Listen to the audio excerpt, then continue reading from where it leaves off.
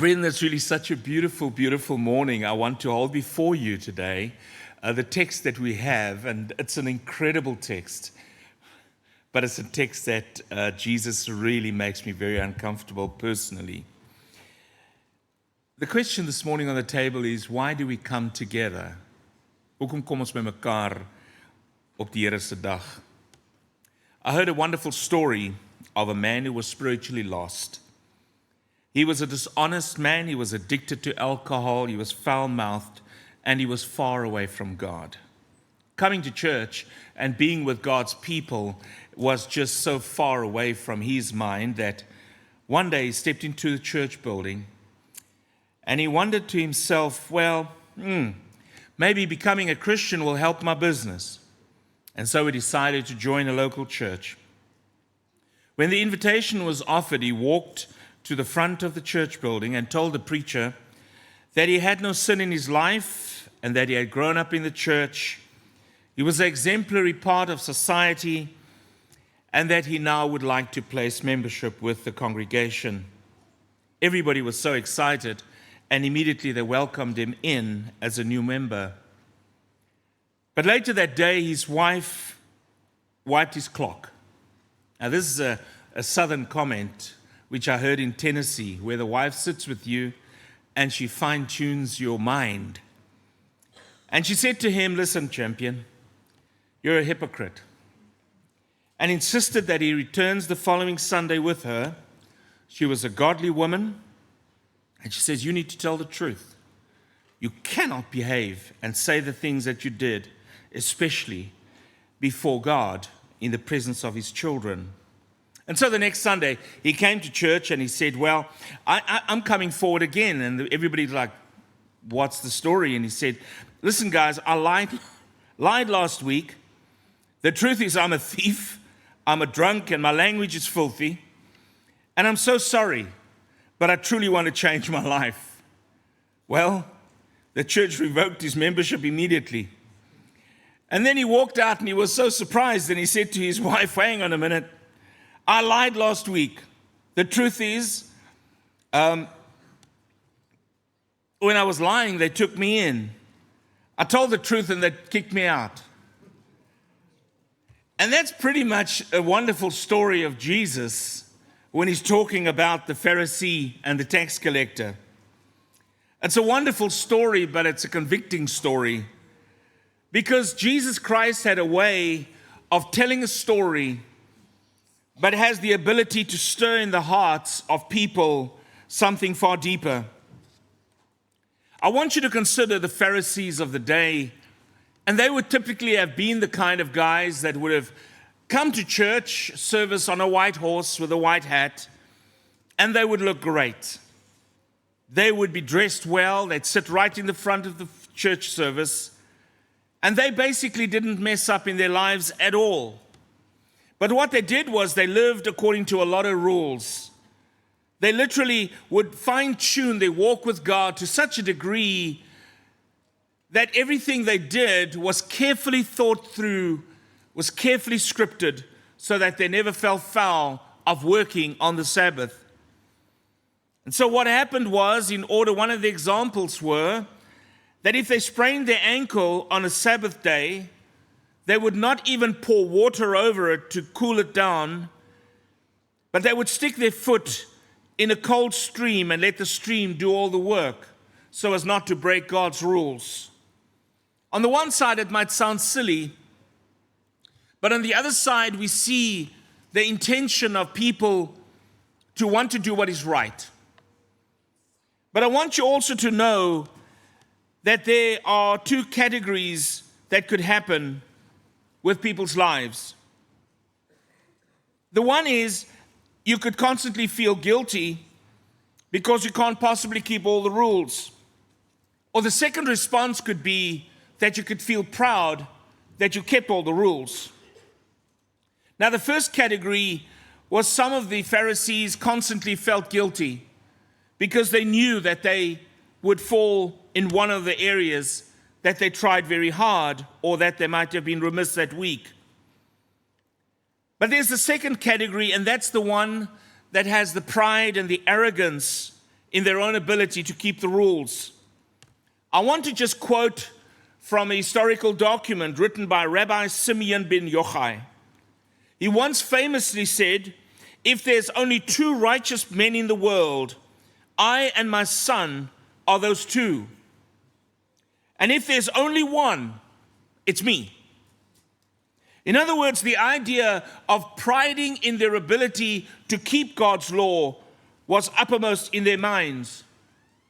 The opposite side of the spectrum in that story and that narrative of going to worship is the tax collector. Firstly, a tax collector was a Jewish citizen. And this guy would have worked for the Roman Empire and collected taxes on behalf of Rome. But what would happen was that he would charge a little bit extra, and that money he would keep. The Jews knew this. And so the Jews despised the tax collectors, firstly, that they were turncoats on their own people. Secondly, they would also be considered to be thieves because they would have overcharged and would have kept the money for themselves. Tax collectors have never been a popular group. But I would imagine that it's this kind of thinking that Jesus Christ wants to convey, the extremes of these 2 people going to worship God.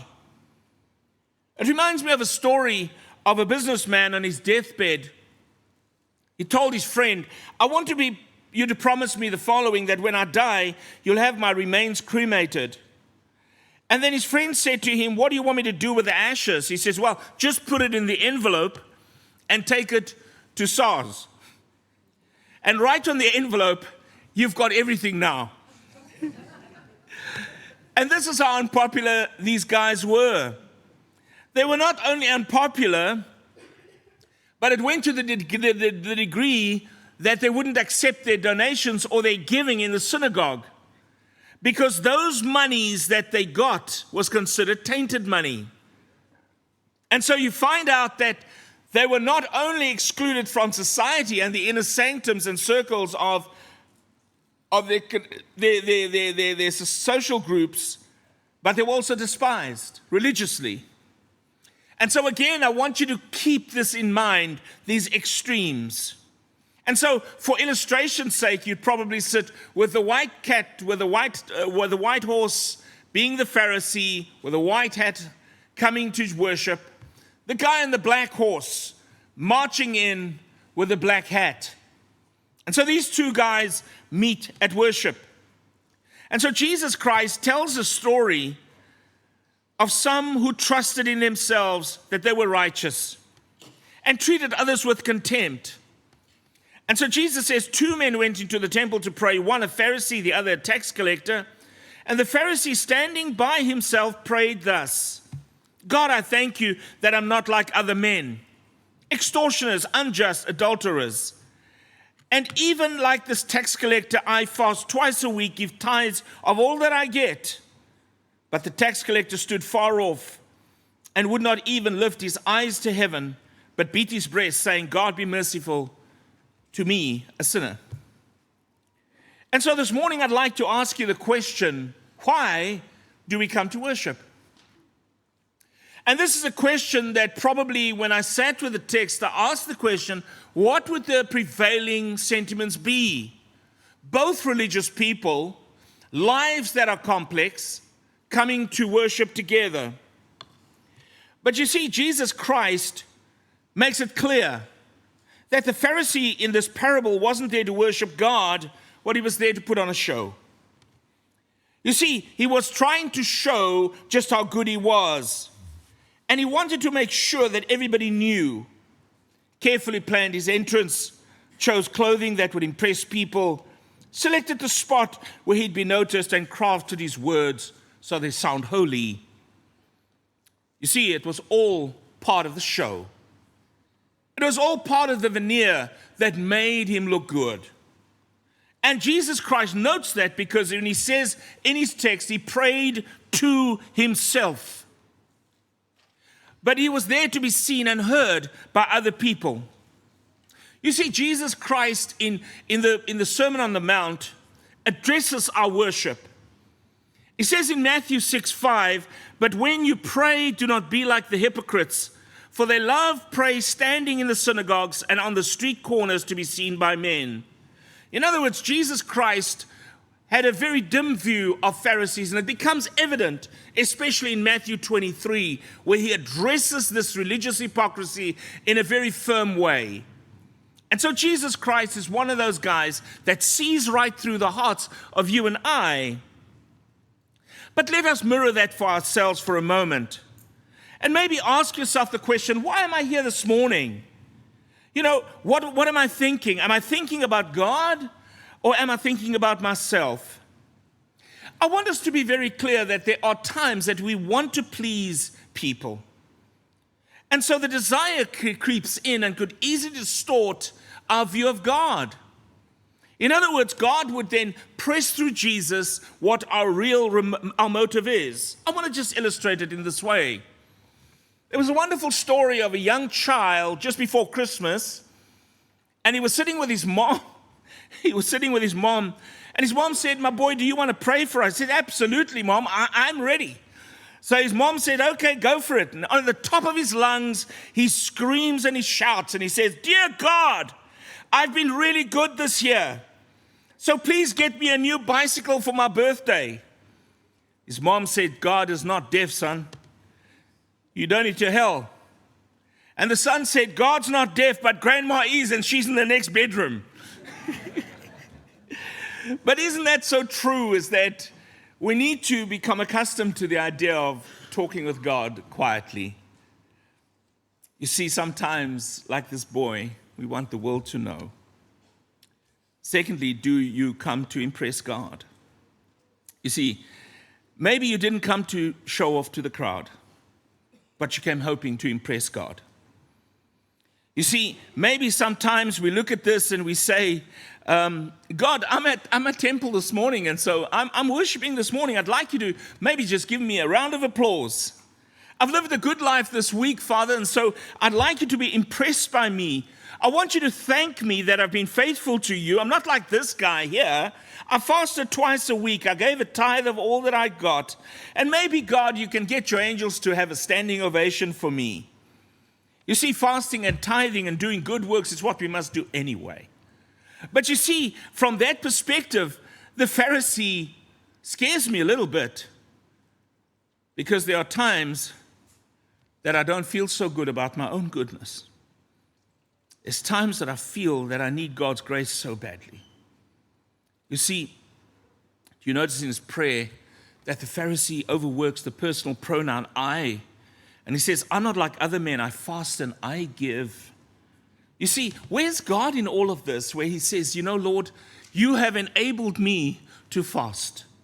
You've enabled me to give. Father, you've enabled me to serve." There's a wonderful song of old Toby Keith that says the following: "I want to talk about me. I want to talk about I want to talk about number one, oh my, me, my. What I think, what I like, what I know, what I want, what I see. I like talking about you, God, occasionally, but mostly I want to talk about me." You see, sometimes that's exactly what the song sounds like. And I would imagine that if that's what we hear as humans, or what we do and others hear, how we speak to God, and God, who sees the heart, could see the motive inside of our hearts, and he sees much more. Why do we worship God? Is it to impress God? The third point I want to say is, do you come to compare yourself with others? You see, in this prayer that this Pharisee uttered, he said, "God, I thank you that I'm not like other people, robbers, evildoers, adulterers, and even like this tax collector." You see, what is horrible, it must have sounded terrible, that he would have said something in the hearing of this guy. Total disrespect, total disregard. But trying to put the magnifying glass on the life of another person is like projecting your own sin onto other people. It's typical when you start to speak to a narcissist about his or her sin. The typical thing is they say, "Oh, well, you haven't looked at so-and-so." But God does not let us get out of that. He says, I want you to be, when you're worshiping, I want you to deal with you, with me. We can always find somebody else. We can always say, you know what, I've never robbed a bank. I've never killed anybody. I'm not as bad as some people are. You see, but I want you to understand, and us to understand as God's children, is that God doesn't grade on a curve. He doesn't take the average and then says, well, you know, the trend within the class is this, so we're going to give it a 3% curve, and so everybody can get through. God grades us on His image. His standard is holiness. And so He forces us to look at our lives against the backdrop of Jesus. And when we stand before a holy God, we don't stand before our neighbor to compare, but we stand before Jesus, who in every aspect of His life lived a righteous life. Why did we come here today? Is it to compare with others? I come to worship, so-and-so does not. The fourth point, did you come to seek God? The tax collector showed up because he'd made a mess of his life. And he believed that God is the only one who could help him. He couldn't even lift up his eyes because of the overwhelming guilt that he had. And so he doesn't stand up and push out his chest. He rather beats his chest. It's a sign of mourning during those days. He didn't come to make excuses or even dream of making any explanations or blaming his parents or blaming the family, blaming this one, that one. He took personal accountability for his behavior, and then he said, Lord, be merciful to me as a sinner. When the tax collector understood the greatness of God, he would have understood Isaiah 64 verse 6 that says all our righteousness is like filthy rags. You see, I read about a story of a man who lived in a white cottage in Scotland.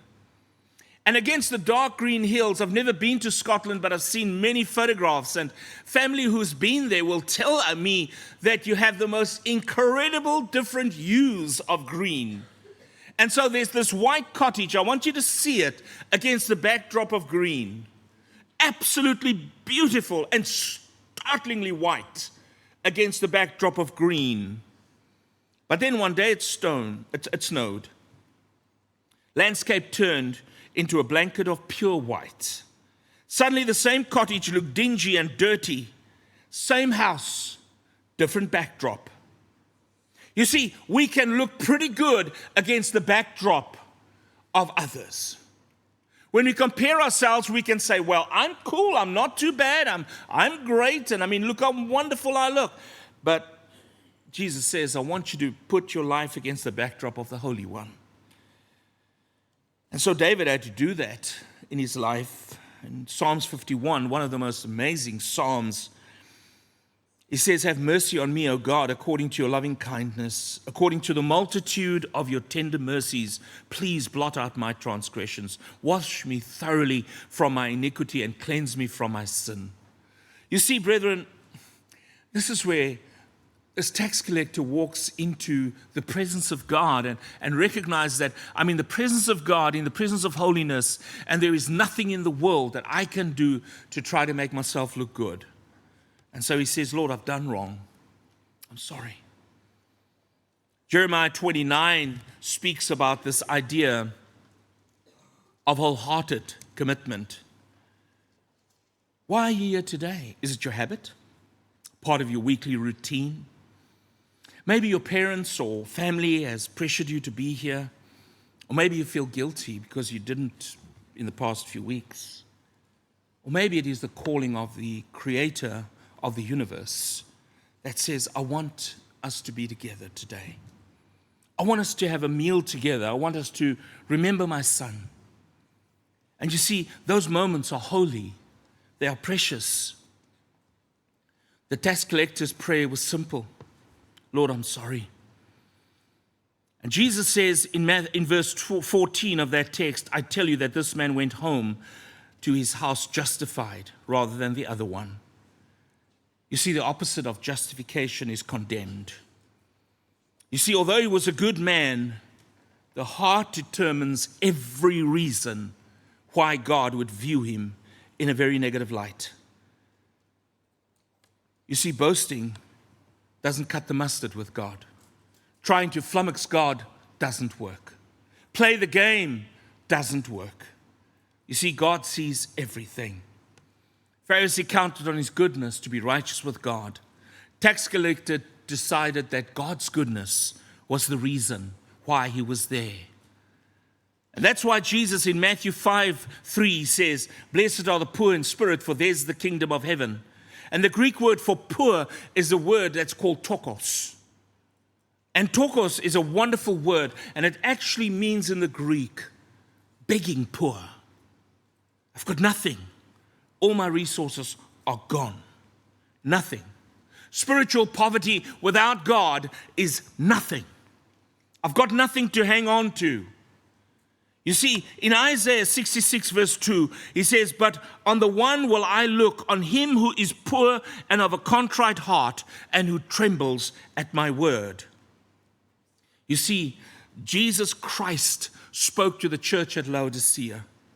Like the Pharisee in this parable, they made a comment which is scary that you even go there with God. They said, "You say I'm rich and I became wealthy and have need of nothing and nobody." And Jesus replies and says, "You don't realize just how poor you actually are." You see, spiritual poverty can often be blinded by physical well-being. Wonderful story. I'm going to close with this story. The Church of England, the preacher noticed a former burglar kneeling at the communion rail beside the judge of the Supreme Court of England. The same judge sent him to jail for 7 years. And after the sermon, the judge and the preacher walked home together. The judge asked him, "Did you see who was kneeling beside me at the communion rail?" And the preacher said, "Yes, I know." Then the judge said, "What a miracle of grace."